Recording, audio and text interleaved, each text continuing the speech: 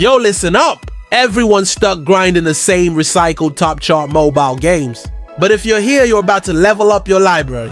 I dug through the dark corners of Android and iOS to find 10 hidden gems that'll straight up hook you in 2025. And hey, don't just ghost this vid. Hit that like button, smash subscribe, and let's dive into the good stuff. Number 10, Subnautica. Okay, picture this. You crash land on an alien planet, except it's one giant ocean. Sounds chill, right? No. This game is survival with a side of please don't let that thing eat me.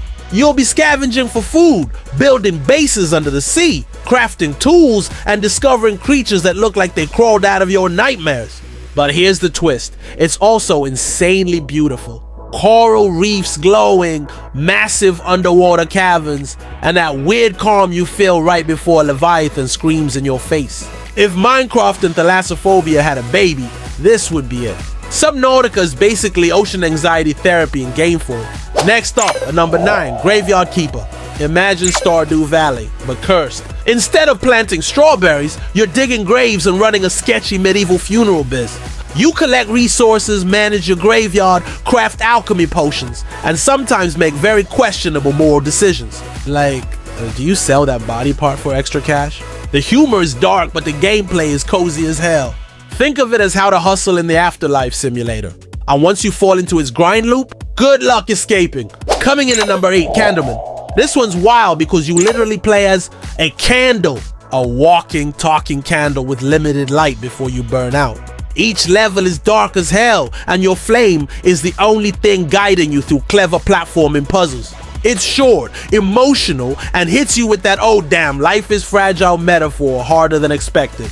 The visuals glow, the music is haunting, and it feels less like a game and more like a poetic experience. Low-key, this candle has more personality than half the characters in big-budget RPGs. Rolling in at number 7, Children of Morta. Family drama but dungeon crawler style. You don't just play one hero, you play an entire family of guardians. Dad with a sword, mom with a bow, kids with wild abilities. It's basically Fast and Furious but with more monsters and less car insurance. The combat is slick, every family member feels unique, and the narrative ties it all together in this surprisingly emotional way. It's not just hack and slash, it's about legacy, love, and fighting corruption together. Like a family Netflix drama, except you control the fights. At number 6, Pizza Tower. Chaotic energy incoming. Pizza Tower is pure platforming madness. You're a stressed out Italian chef named Peppino who basically barrels through levels like a caffeine overdose. The art style looks like a 90s cartoon on steroids, the pace is ridiculous, and the music will live rent-free in your brain.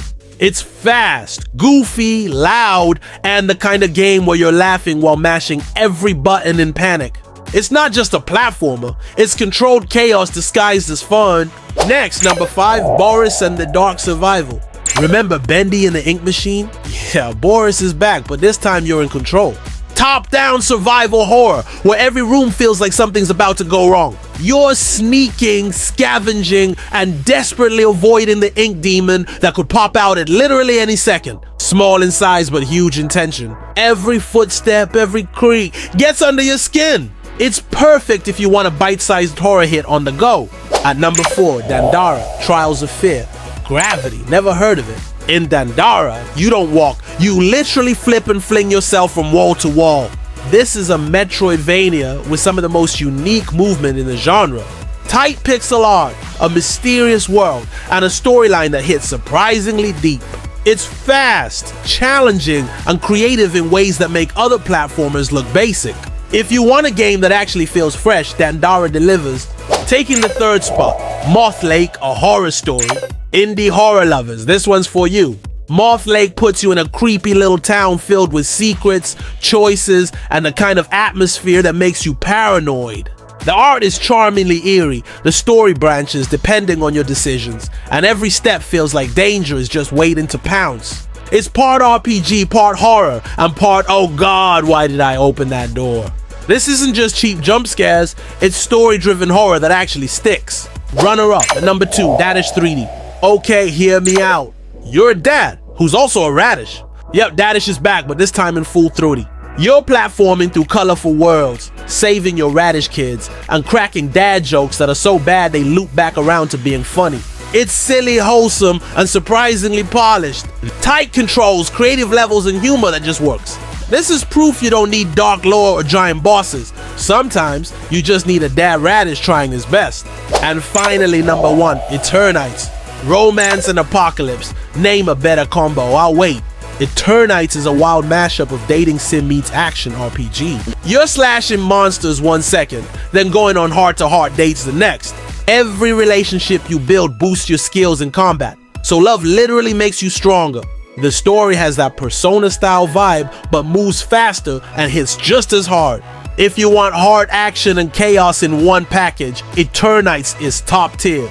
And that's the list. 10 hidden gem mobile games you need to try in 2025. We had survival, cozy sims, horror nightmares, and even a dad radish, so there's literally something for everyone.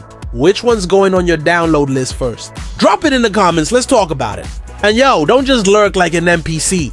Hit like, smash subscribe, and let's keep digging up more hidden gems together.